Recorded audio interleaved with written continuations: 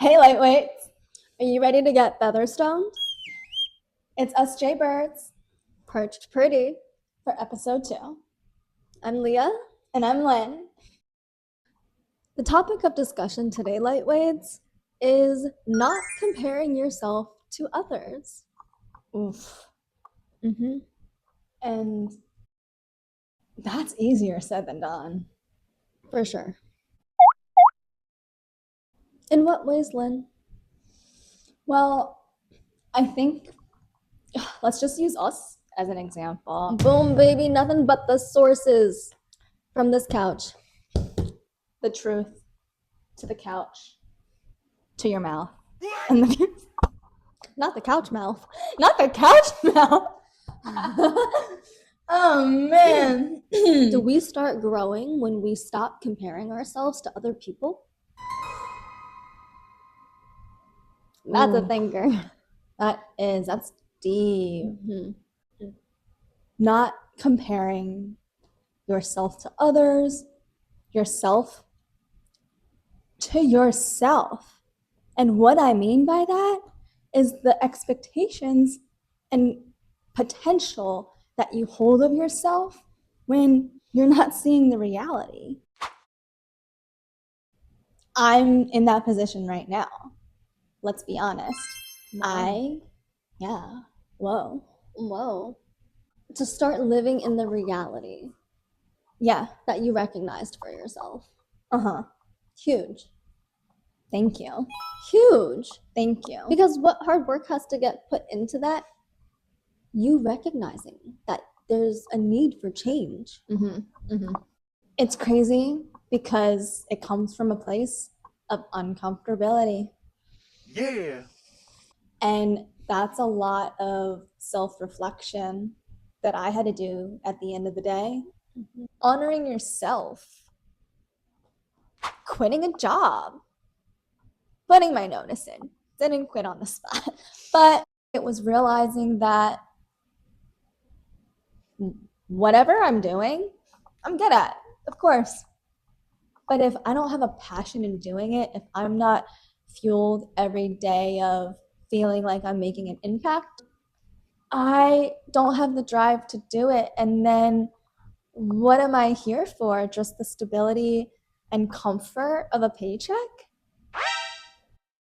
I couldn't imagine me being 80 years old, looking back on life, thinking that I stayed at a job for health benefits and a damn paycheck. Icky. Happiness is bigger than a paycheck. Ooh. That hit so deep. Those words that you just said. Thank you. Happiness is more than a paycheck. Because I know that what keeps you in that 9 to 5 is because you're not chasing your happiness. You are comfortable living in that paycheck to paycheck life. That's stability. Like Leah mentioned, it's comfort. Who doesn't want that in their life? But when it stops you dead in your tracks from growing, either professionally, personally, because let's get down to it, those go hand in hand, unfortunately. When one cracks, the other cracks.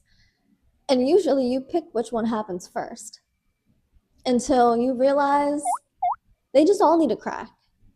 So that way you can rebuild. We're out here building the Lego logs of life. Lego logs of life. Cheers to that. And all it takes is one piece at a time. All you have to do is become 1% better, one piece better. You know, a masterpiece wasn't built all at once, okay? It takes steps. It does. And I think that's something that's underrated and undervalued is steady consistency. It takes time to get to where you want, but also to figure out who you are so that you know what you want at the end of the day. And then you're unshakable. No one can tell you no. You know who you are to the core. Yeah. You will be unmovable when you have built such a strong foundation of you. Because no one's going to know you better than who you set out to self discover. And goddamn, right now we're on our self discovery. I mean, we might seem all wise, but it's taken us a long time to get to where we are even today so that we can talk to you lightweights on this podcast and be the most vulnerable that we can be, because this isn't talked about enough.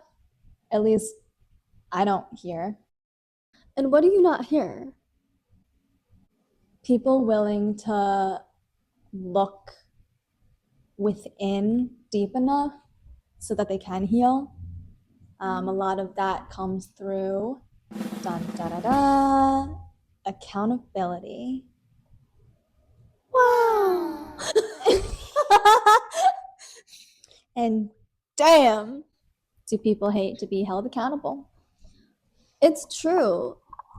Because you will notice when you hold someone accountable, they will either sit in the uncomfortability and accept their role and take accountability, or they will become a very defensive person. And both are telling, but one is swinging in the right direction of progress. And I will admit, lightweights, that us Jaybirds, maybe like mid-20s down, talkers, clearly, we have a podcast. Yab City. In our late 20s, we have definitely become active listeners. I am in property management. Leah also used to be in property management. And please keep in mind, this job, not hard, but not for the weak. Trains you, ingrains you. Trains you and ingrains you for active listening skills. It also trains you that you have to have enough level of empathy while also setting aside your own emotions. And that is a unique balance that one must navigate in life. That was some shaking shit that you just mentioned. Going off of having more empathy and not putting your own emotions into a situation too much, can you go into a little bit more detail, either like example wise or what that means, so the lightweights can grasp on and clutch on to what we're talking about? Absolutely. I think what it comes down to is how deep can you get within your vulnerability to show someone that you can come from the same place, but not putting too much of your emotions in there where you start to come off as judgmental? Yeah, or harsh. Because sometimes when you lead with emotions, you can come off harsher than anticipated because there's a lot more that's going behind what you're saying than if you were in a calmer state. Lead with vulnerability. I think that is how you can empathize with someone, but then being able to hold back the emotions that you're feeling in the present moment so that way you can have the most productive conversation with someone. I like that. That was well put. And I think, at least for me personally, vulnerability comes from looking within. You can't get vulnerable with someone until you hold yourself accountable to be able to see yourself for Going back to episode 1, the good, the bad, the ugly. But it's true. Like, it's hard to acknowledge where you played some fault into situations, right? Raise your hand if you've been there, done that. Can I touch the ceiling on that one? Hell yeah. That's so true. You become the most vulnerable when you can start acknowledging some of the parts that you play into the person you made the villain. Yeah. And whoa, because villain hero speech, let's get into that. Say more. I think a lot of the times people try to write the narrative for others, which I don't know about you, Jaybird, but to me, that's villain mindset. Villain mindset, dare I say, comes from a victim mindset. That's why they start with the same letters. The hero mindset is being able to block out all that noise and not feed into the narrative because you're able to hold yourself accountable for what they see. You're not blind to it. You just got to acknowledge it. Because once you do, and you sit with it, and you still accept yourself at the end of the day, they can't write that narrative for you anymore. Because you know who you are to your core. And that's dangerous. For me, I had a villain in my story, but I had to realize that I fed him and I fueled him to be exactly who he was to me. And that hurt. But what hurt more is the energy that I lost through hating him.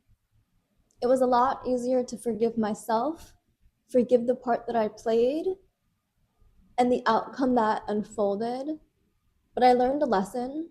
I have stronger boundaries, and I'm a better person for it. All I can say is thank you. One word that I feel is crucial to highlight that Leah just said is boundaries. People hear that word and fear it because they think it's the end all be all to a relationship, when quite the opposite, LiteWeights. It's the beginning of honoring yourself.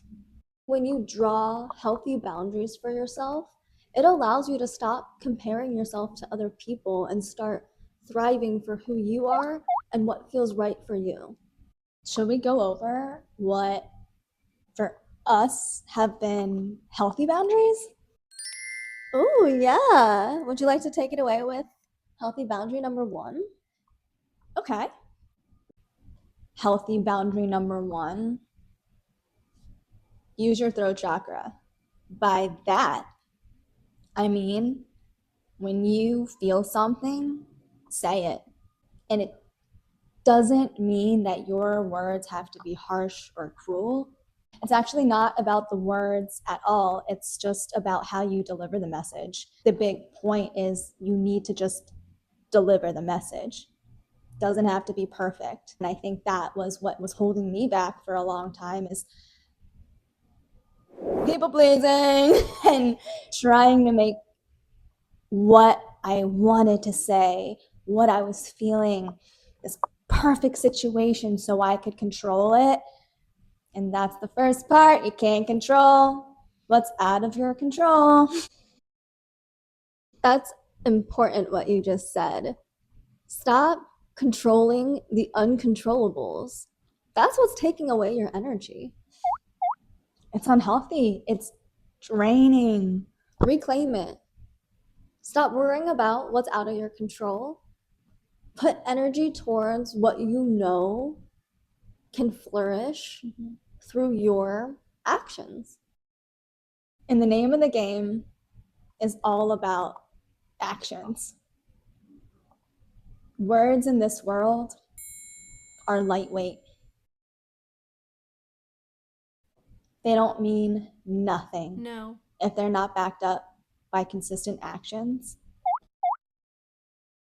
I have a whole past to prove that words are nothing if you can't put your action to your words.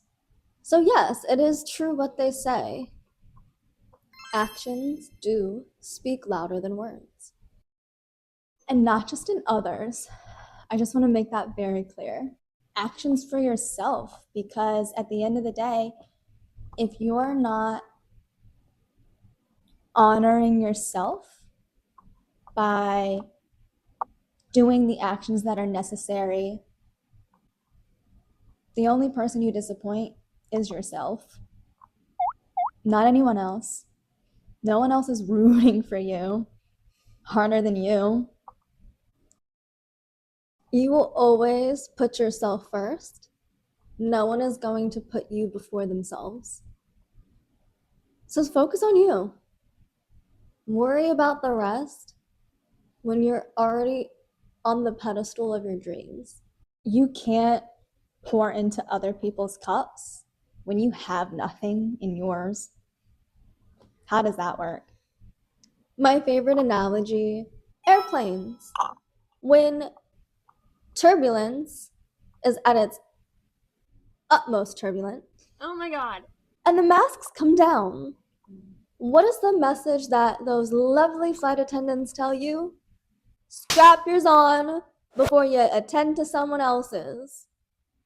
Even if it's a child, even if it's your child, it doesn't matter. You focus on you before you focus on them. In life, there's already realistic examples of why you put yourself before someone else in always the betterment of you. Growth shouldn't be easy. It's not easy. It's hard. It's supposed to challenge you to grow. It's not supposed to be easy to coddle you. No, no, no. It was cute when you were like 2. You gotta love what you do. Isn't that why we're on this earth? To figure out what we love? It is. Because us Jaybirds wouldn't be sitting here in front of you LiteWeights if it wasn't for pursuing our passions. No, seriously, we get to drop a few F-bombs from time to time with you. It's quite fun. It really is. But that's what life's about. It's dropping the F-bombs, not being afraid to drop the F-bombs in life and shake shit up. What is life if you're not shaking shit up? Yes. Shake it up, baby, now. Shake it up, baby. Twist and shout. Twist and shout. Come on, come on, come on, come on, baby, now. Work it on out. Work it on out. We're not pro singers in any capacity, so don't even come for us, LiteWeights. Yeah. Back to the Byzantine LiteWeights. Comparing and not comparing. Lee and I actually live this one every day, especially because we're twins. It's harder because we're twins, because I have someone from the day I was born, dare I say, from the fetus. The womb mate. The womb mate. I've had someone naturally with me from the womb to compare myself to challenge me in life. Do you know how hard that is to be compared to someone that you should think, that's my other half. I should be entitled to everything they get. The other mindset people have to that is they think that Lynn's strengths are my strengths and my strengths are her strengths. And that's just not the case. Could be quite the opposite, actually. We are living proof that although we're twins, we each have wildly different strengths that play beautifully to who we are as people, but they are different than what the perception is of us as a whole. And that's just for us, the Jaybirds of Get Featherstoned. That is not applying to all the twins in this universe. We're not twin spurts. We don't claim to be. No. We're talking exclusively about our twinship. Yeah. And Our experience. we've learned to be the people who we are today, sitting in front of you. Because I think it's an internal battle as twins, almost having that identity crisis of we're different people, but we're the same people. And it's fighting your inner self of which one you want to be on any goddamn day. Same but different. It's okay to want to be different. We actually love our differences. We thrive in our differences because that's what makes who Lynn is, who I am. And our mom and dad really helped start that by putting us on quote unquote different teams. And this was in middle school, by the way. Our schooling, we were able to be on different teams, so you only held classes with a certain set of people in your grade. The other set of classes, we would only really know and have classes with those set of kids. Our mom made the request for both of us to go through school on those separate teams, so that way we could really build our own identities. Let's just say we started young. One of the big things that Leah and I face in our lives is just comparing us and holding us to the same expectation. And that feels very unfair. I'm going to be blunt.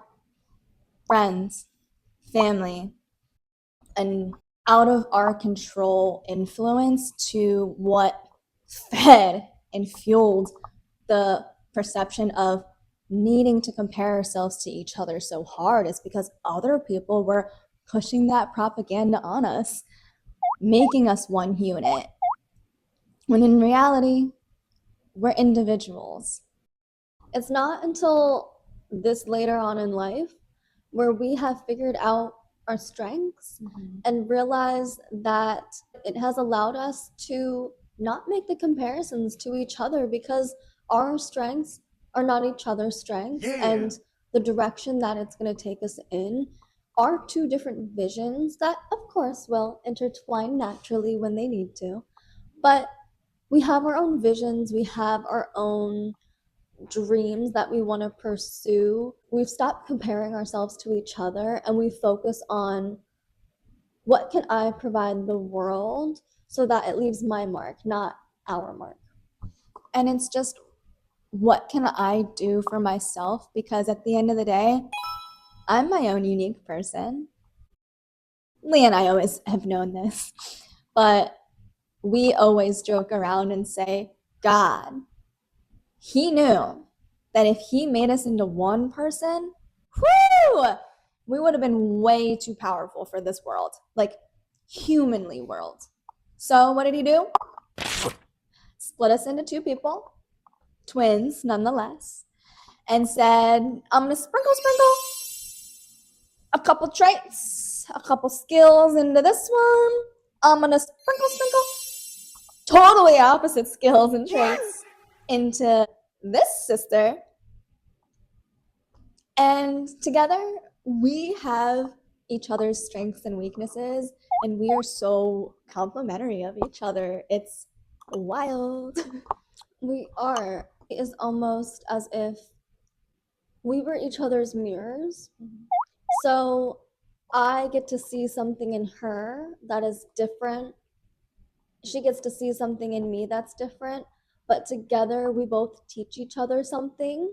And we may learn the lesson without having to go through it ourselves because she is my mirror. I'm her mirror.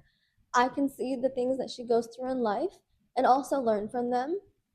And then I can decide if I want to test the theory too. Most of the time for me, it's a no.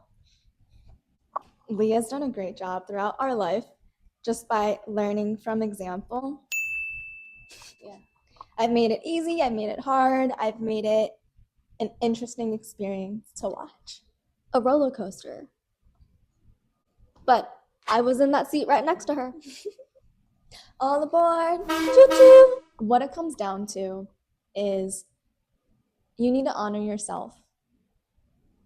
When you honor yourself, you're not disappointing the inner child in you. Only way you're not going to disappoint yourself is if you start speaking up for yourself, advocate for yourself. And not just advocate, because the precursor to advocation is knowing what you need and want first. How do you even ask someone or tell someone what you want or need when you haven't even figured it out? Sometimes it's as easy as starting with expressing what you don't want, because that is getting you one step closer to what you want. That is so true. And I think a no leads to a yes. Because if too many people are telling you no, you're asking the wrong person. You're not putting yourself in the room with the people who are able to provide you a yes. And I want to redact my sentence. It's not that you're not asking the right person. Maybe you're not asking the right way. Reframe! And just being able to provide a sexy reframe, does that allow less tension to feel the need to compare? I think reframes are great, don't get me wrong. But reframes can only get you so far, because if you keep reframing things and you're avoiding looking at the truth for what it is, you're doing shortcuts at the end of the day. LiteWeights, for me personally, of course the twin factor naturally will come with comparisons.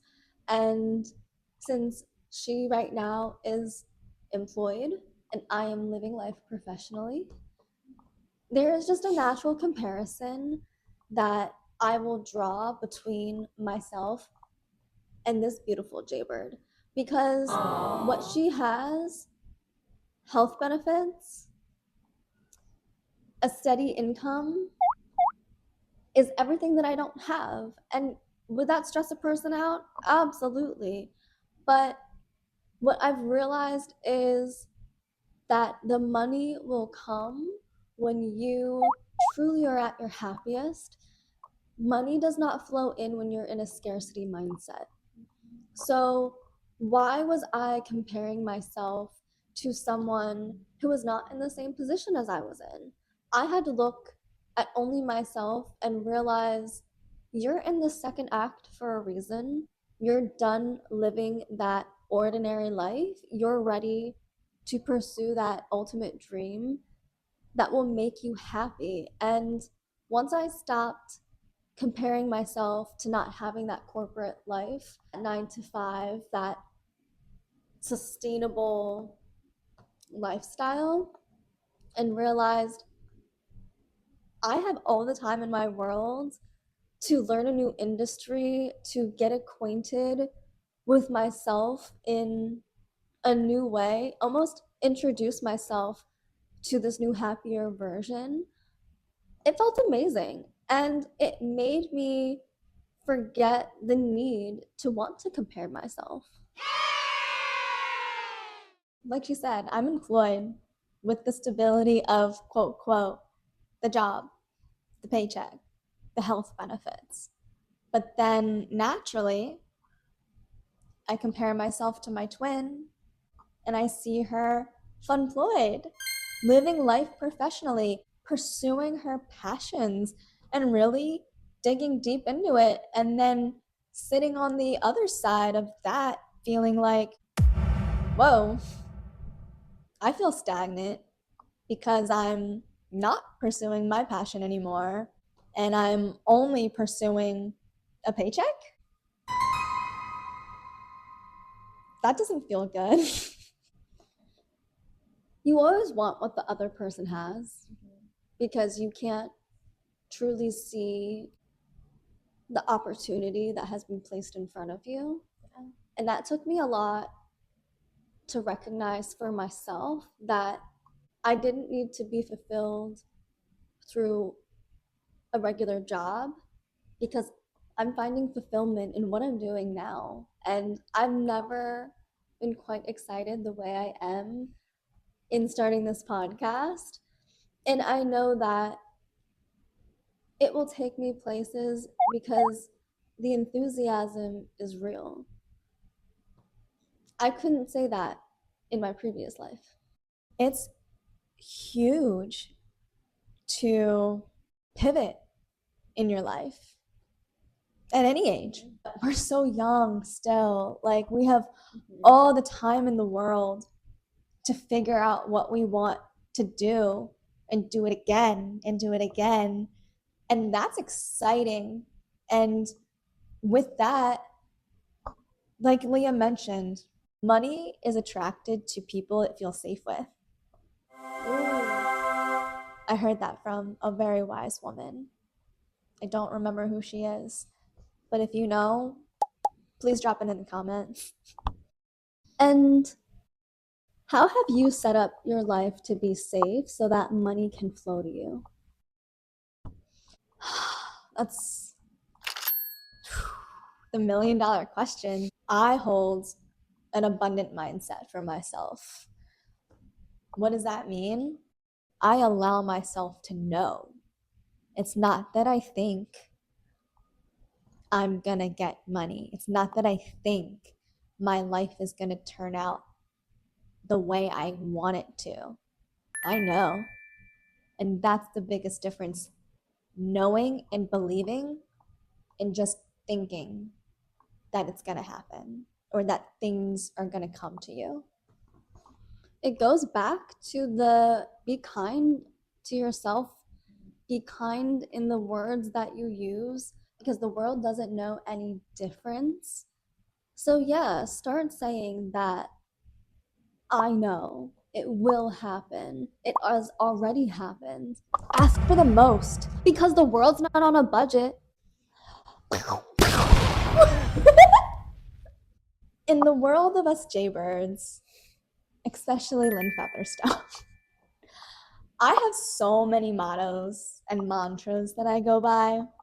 Oh, she's about to drop some inspiration. And don't get me wrong, Lee's got some epiphanies up her sleeve as well. Some of my mottos, mantras that I live by, and when I say live by, these are my Bible. Your presence is a privilege, and your energy is expensive and exclusive. I hold those two so high because you got to prioritize yourself. And the time and the energy you give into someone, you don't get that back. No. So you have to make sure that they are worthy of your time. You can't just give that away to anyone.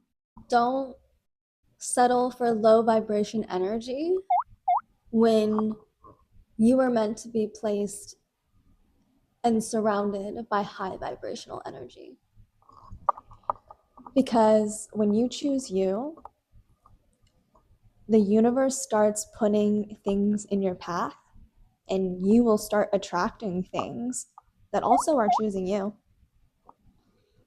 That's true. The more I stopped comparing myself to other people, the more I started focusing on myself, the lessons that I needed to learn, getting to the other side, having those outcomes, the world starts giving you that one step closer to your dream because it's recognizing the hard work you're putting in and it is rewarding you. The universe only sends you repeat lessons when you choose to close your eyes and not see them and not go through them. You know who also challenges you in life? Who? Your twin flame.